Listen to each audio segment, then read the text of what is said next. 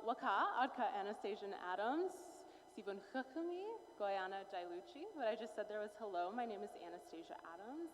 I'm from the Nunam-Ikwa region of Western Alaska, and I thanked you all for coming. Ani mboju entenwa ganadog nimbo kami kwa indigenous kas wapijeshi no dem gazwashkwa Jamaica ndonjaba gayu denodekidi with a bigo akiganda apijigo migwech fishindalig. And what I said there was a pretty standard protocol Ojibwe greeting. I said, hi everyone, my name is Nibio Kamikwe. I'm Martin Clan from the Leech Lake Band of Minnesota Ojibwe. I sit in the Bear Clan of the United Indian Nation. And I currently live in Dejo, also called Madison, Wisconsin, which we don't have a word for in our language, so I loosely translated it as a town elsewhere on Ho-Chunk land. And I then thanked you all for coming. So just to start off our event, thanks! Just to start off our event here today, I do want to talk a little bit about what throat singing is. So it's generally engaged in between two Inuk, women or children. Now, I am Inuk. Nibiwa Kamikwe is not. So when we are throat singing together, I will always be the lead for this, and they will be the follow. So it's the lead's job to start whatever song you're singing, and from there, it's kind of their job to like keep the pattern changing and things going, so it makes it really difficult for the follow to kind of keep up and make sure to not mess up, because whoever messes up is the loser or not winner.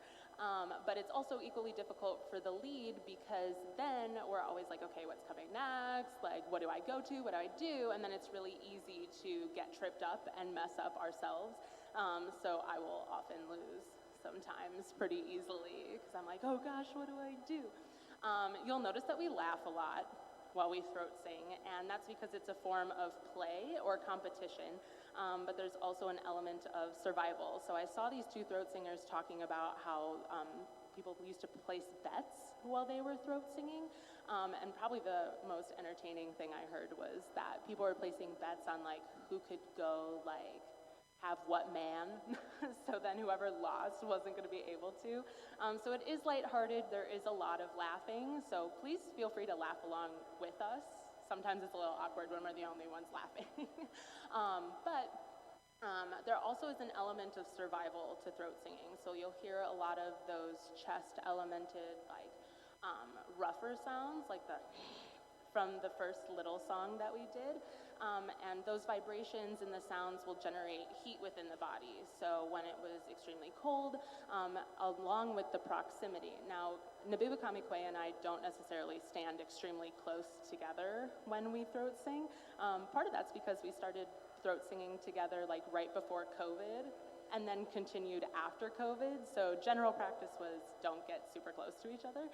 But traditionally, when throat singing, you'll be as close as like you're right there. Hi. So that on top of the proximity to the person that you're singing with will also have that element of body heat contributing to that survival aspect. And a lot of the influence and purpose behind a lot of the songs that you'll hear today, both newer compositions as well as traditional songs, stem from the influence of the sounds of nature. So a lot of these sounds are influenced by rivers, animals, other sounds within nature. And so this gives us the ability to acknowledge a lot of the land we are surrounded by, all of that it gives to us, and incorporate previous, present, and future traditions into the songs that we encompass and will share with you today. The next song was commissioned for the Foreground Land Art Biennial, who's here today, so go visit them on the 4th floor. But for our Rochester performance, and we really wanted to pull on these elements of land, and not necessarily the migration of animals, but the forced relocations of natives among those lands that were traditionally theirs, where they have practiced and set customs and certain practices that were then taken away and could no longer be done. And so our influence on this song was that region in which it was occurred, and the hardship that happens when you have all these systems and structures and practices in place and you are displaced into a region where you don't know what those are, and you're having to I don't want to say reinvent the wheel, but discover what is going to bring benefit to your communities. Okay, to those communities, and recognizing both the hardship, but also where we are now and where we have come from those things, and the appreciation we have for the land that we did come onto and all that it continued to provide for us, though a different location. So this is the Minnesota Makoche song.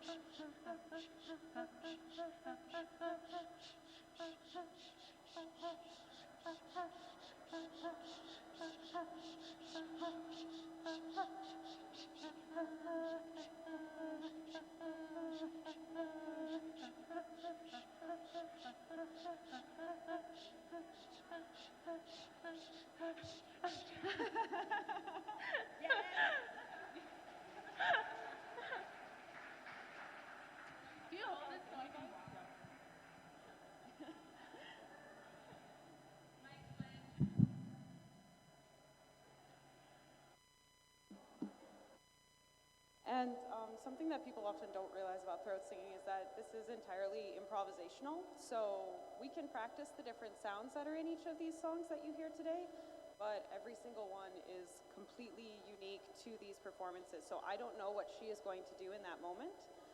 I have to completely respond to what she's doing in that time, which is really awesome, really fun, and why it does have this element of a game, and there's laughter and there's fun. It really diverges a lot from the Western musical tradition, with an emphasis on perfectionism, on composition. That does not exist here. She is entirely making this song up as she goes, and I am following her as fast as I can. And if she runs out of things to sing, then she laughs, and it's over for her. And if I can't keep up, it's over for me.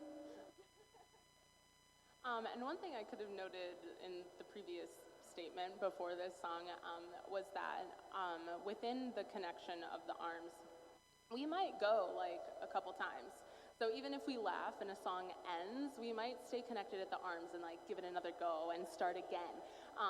So if you want to, laugh along all you want with our mistakes and our troubles in the process, but we'll be fully complete with each song within our event today when we are fully disconnected from the arms after each piece. And in that connection with land and all that it provides for us and will continue to provide for us, there are certain elements that aid in our ability to be able to live off the land and have sovereignty with where we exist. And part of that is our next piece, which is probably the most difficult one, that it gave us the most trouble, but also the most fun, and it's called the saw. And so you'll hear sounds that represent a saw going through wood, bone, and ice. So particularly for my people, sawing through ice was very important. For that ice fishing aspect, creating air holes and hunting holes to be able to have the sea marine animals come to the surface and come to those holes for us to be able to spearfish them out of there. And so you'll hear the sounds of that saw going through. But also there is a sound where the saw does get stuck in the ice or other things that it may be going through, like I said, wood or bone. And so see if you can recognize which part is where the saw gets stuck.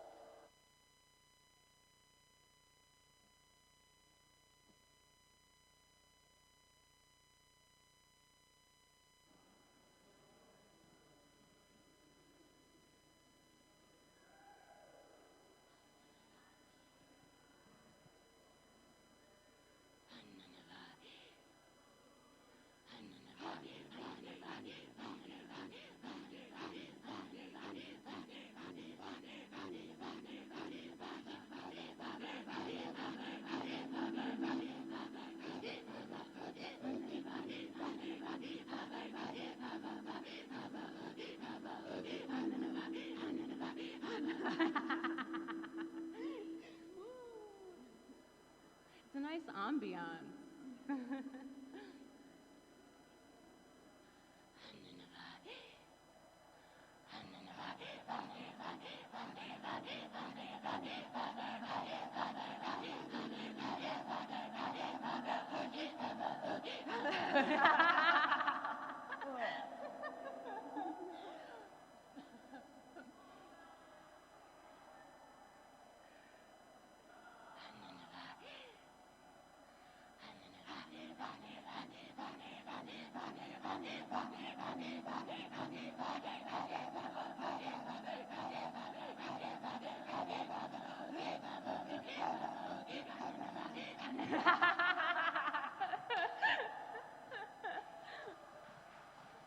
Thanks.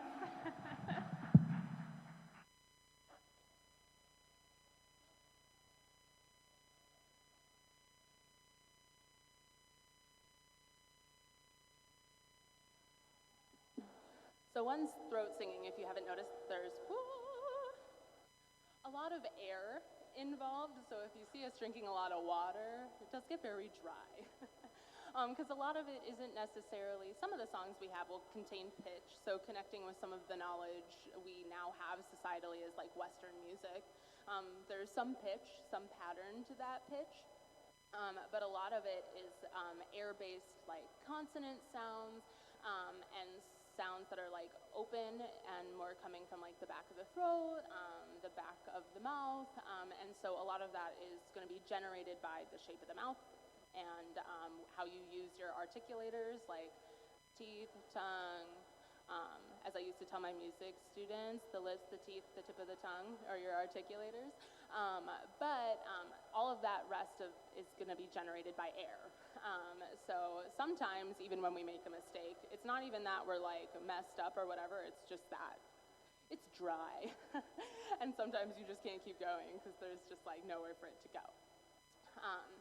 In continuation with some of the themes of land that we've talked about and have embraced a lot of our topics within these performances, there are elements of like sadness and hardship within those, because there are a lot of things historically that Native communities all over the continent have struggled with.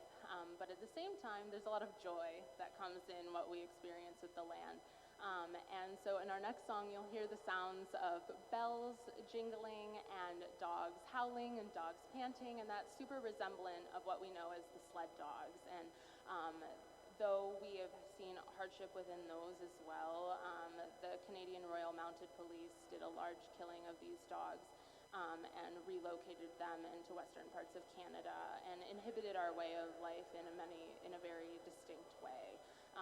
And that impacted our societies and our culture and our practices a lot. But also this element of joy comes in, because when you hear the dogs coming and you hear the bells of the sleds coming along, there's this element of joy because that means people are returning home. They carry resources, food, resources to make tools, build things around the communities. And so when you hear that, there's this excitement, and you get to see the people that are coming home. And oftentimes we connect this topic of joy and coming home to the mission of MdW, the Missing and Murdered Indigenous Women. And so we just recently did an event and have done events in the past that have really centered around that. But also this element of joy within things we continue to be able to practice, to celebrate, to share, especially with all of you today. And so we hope you hear the joy and feel the joy within the sounds of our dog sleds.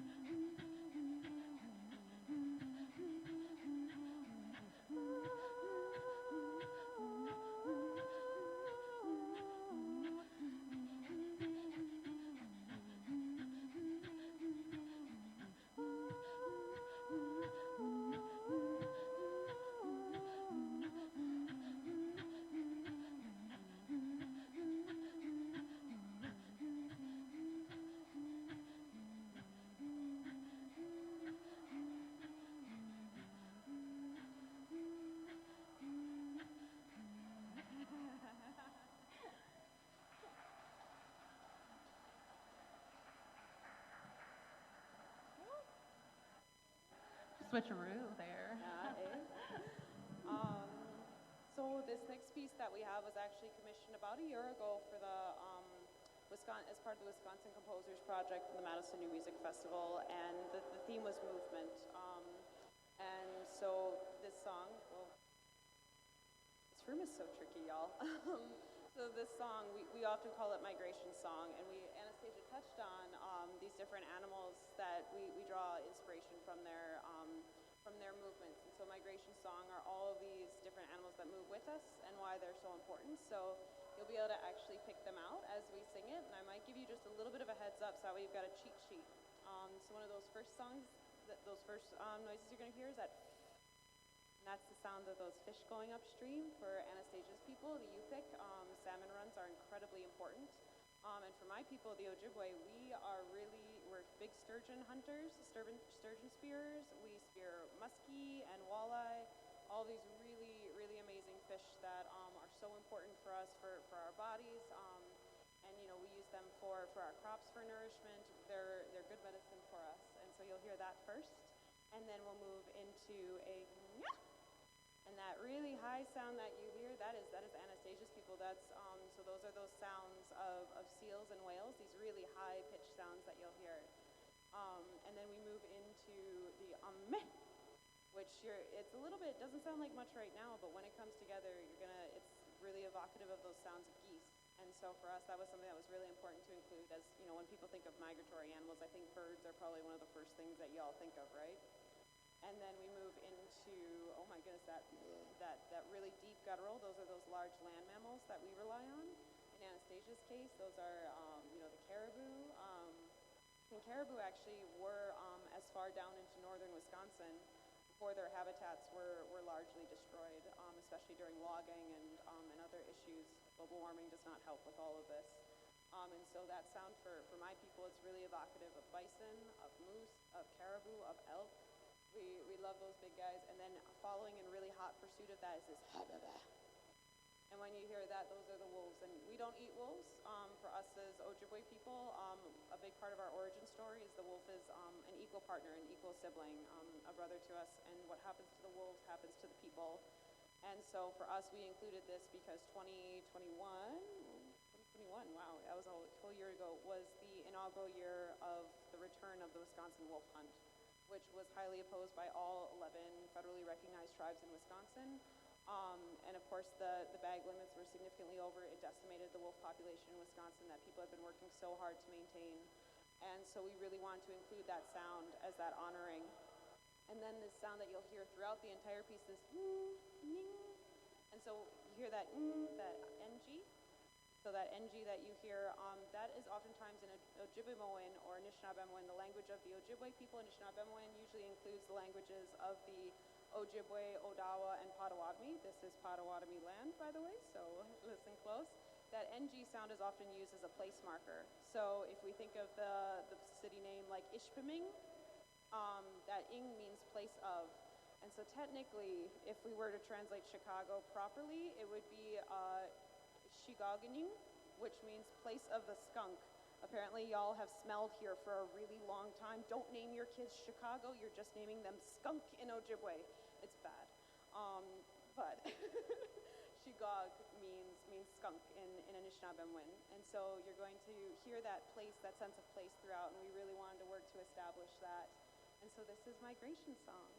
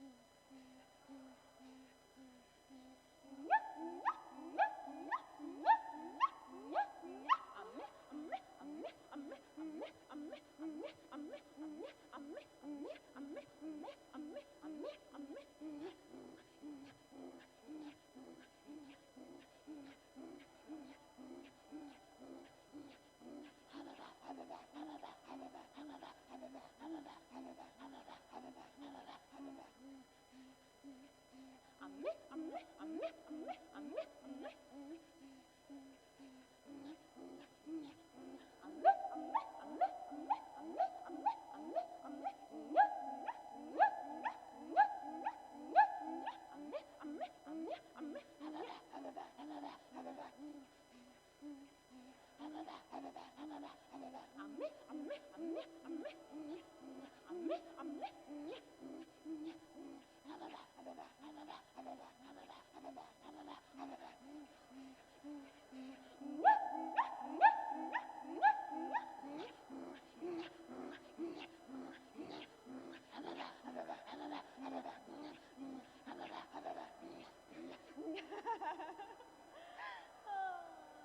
lost that time. One more goal? Yeah. There you go.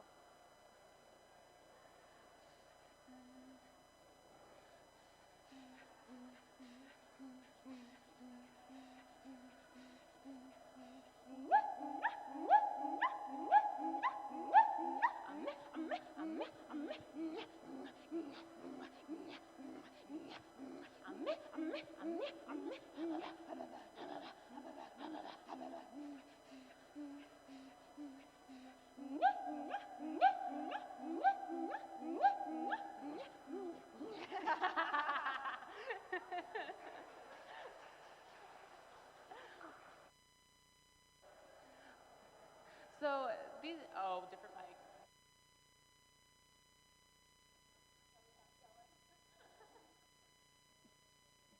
It's always my downfall is I forget to grab the different mic, and then Nabibakami Kwe will be like looking at me like, what you forgetting to do?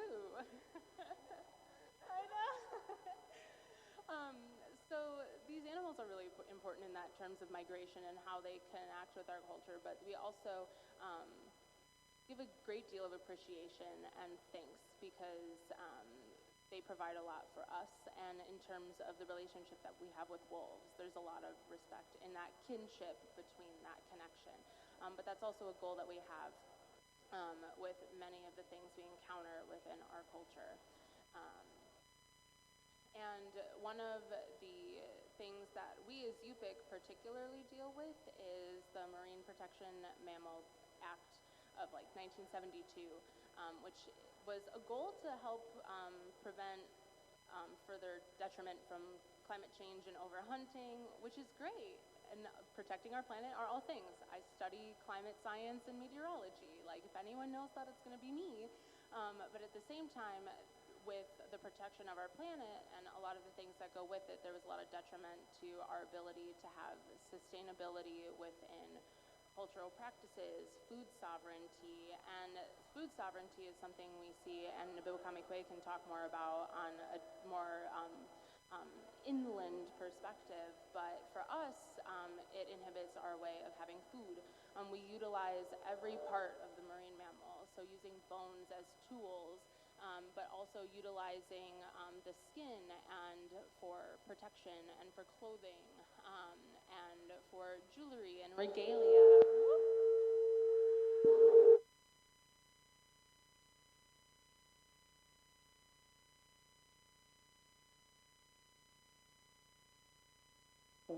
Oh. I'm just gonna wait till I'm told. Oh, it's okay. This room is, oh man, my music teacher heart would not want to be where you are. Oh, it's great. I just don't want to ruin everyone's ears. This is a hard space. It's a hard space. But our ability to utilize all of those things. And so there are things within this act where we can still do these practices, but there's a limitation. All of the things that we can create and sustain our communities on, we can't sell in certain areas. And so practices of creating things and selling them and sharing aren't exactly possible for like getting seal skin for something. I can't get that down here. And so there's an impact there. And so what we are able to do within this still is very, very important, and we appreciate it and respect it and look to continue to be able to do that, but also be able to share that and show through education and performances such as this that the impact that it does have, and our ability to be able to share that education so people can also kind of hop on that train and understand why it's so important to our communities and continue to aid in our ability to advocate for it.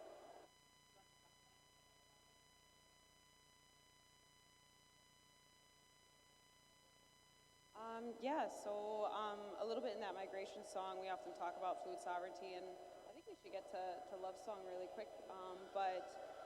When we work with food sovereignty, that was actually something in that Minnesota Makoche song that we heard earlier. So Minnesota Makoche is the original name for what is now called the state of Minnesota, that Minnesota. It's in the Dakota language. When we think about that, we actually talked to several Dakota, Meskwaki, Ho-Chunk elders and leaders in the community because all of them have experienced removal and relocation along that southern corridor through what is now called like Rochester, Mankato. This was something that when we asked them if we had to be forced to move again, because this has happened over and over and over again, what is the one thing that you would bring with you? And so when we were conducting these interviews, that was, a really hard question to ask because so many of them are still dealing with these intergenerational effects of these removals. The Ho-Chunk Nation was removed from Wisconsin, was it 11 times? And they came back 12. So there's a lot of resilience in that community and in that people. But every single elder who we spoke to, when we asked what would you bring if you were forced to go again, every single one, the first thing they said was seeds. And so for us, our food is so important, and what we've grown and what we've cared for is so deeply important. And there's a lot of love and respect that goes into it. So with that next song, with this lullaby, with Love Song, it's acknowledging kind of that beauty and that appreciation. It is a lullaby, often done between mothers who have babies on their backs as a way to lull the babies to sleep. As well as a game to pass the time with the parents, because if any of you have kids, you know how long it can take kids to go to sleep at night. So this is basically the Inuit version of that car ride around the block over and over again. So this next one is Love Song.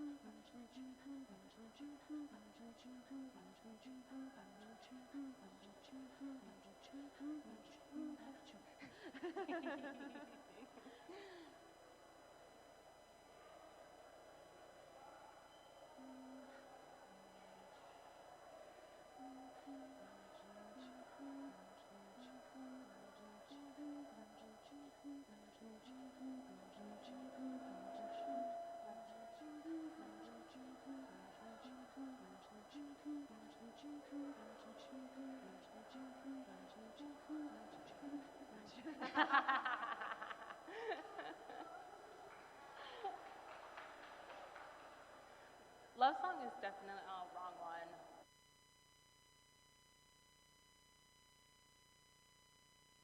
Every time.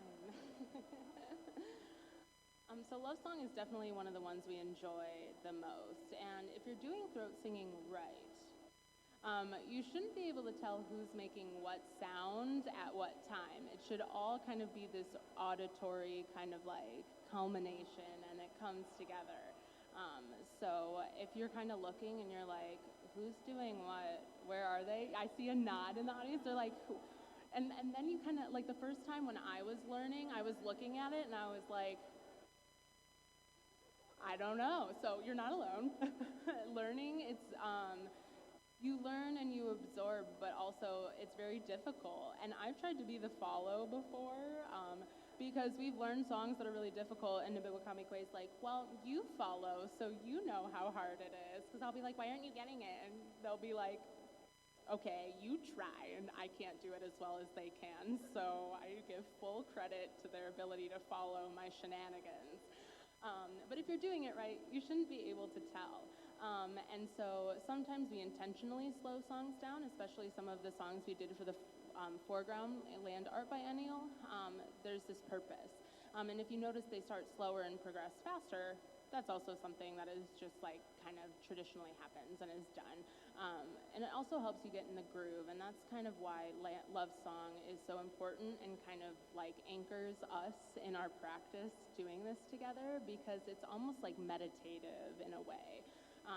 It's very relaxing. It has that melody to it, but also you kind of just fall into this like pattern. And sometimes we'll be doing it and we'll just like close our eyes and like we're not even looking at who's changing what, and it'll kind of just flow in a way. And so that's when we really understood, like, this is a lullaby, and like the little babies are peeking out of the hoods and they're like going to sleep. And if you can Google Amouti, Amowti on Google, you'll see the little baby heads popping out of the parka hoods, and it's so adorable. It's so cute. But we understand why there was this element of a lullaby, because if it has that effect on us as like the singers and the ones doing it, like it very much connected us to the history of this song and the purpose of it. And that meant a lot to us in our development, singing together, practicing this together, traveling together. Sometimes we get stressed out and we're like, do we just need to practice love song for a second? Like, it definitely has that effect. And so we thank you for being able to share that with us today. But Boyana Dailucci. Pichigo Miigwech Bishandawag. And we both said in our respective languages, thank you so much for coming.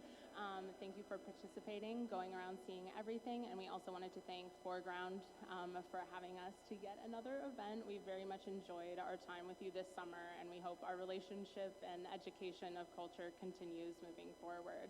But if anyone has questions, I know it's a little loud, so I might have to come like hear your question, either of us, but we love to take questions because there is an element of curiosity when this is a new element for people, and so we like being able to share what we know if anyone does.